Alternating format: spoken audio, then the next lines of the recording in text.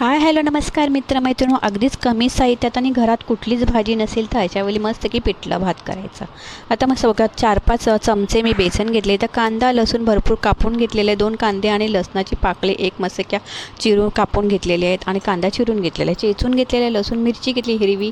तर माझ्याकडे काहीच कमी साहित्य होतं, कोथिंबीर वगैरे नव्हती म्हणून मी साधंच करणार आहे। इतर तेलामध्ये छान मोहरीची फोडणी दिली, भरपूर सारा लसूण कांदा परतवून घ्यायचा आहे आणि इकडून तिकडून परतवून घेतला की छानपैकी मस्त थोडा खरपूस होऊन द्यायचं आहे आणि मग त्याच्यामध्ये टाकायचं हे बेसन।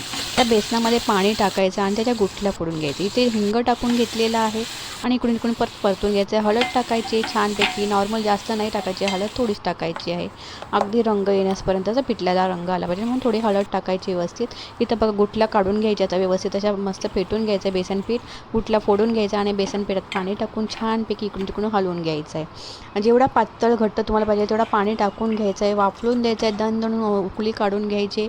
चवीनुसार मीठ टाकायचं आहे, कमी जास्त चेक करून टाकत जा, म्हणजे जास्त कमी व्हायला नको, त्या मस्त व्यवस्थित चेक करत जा।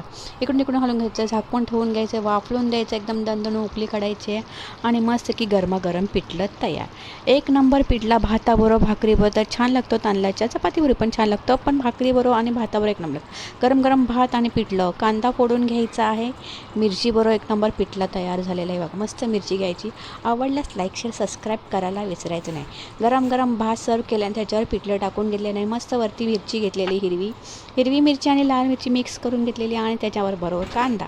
कसं वाटलं नक्कीच कमेंटमध्ये सांगा। साध्या सिंपल रेसिपी असतात, आवडल्यास नक्कीच कमेंटमध्ये सांगा। पुन्हा भेटूया, तोपर्यंत बाय बाय।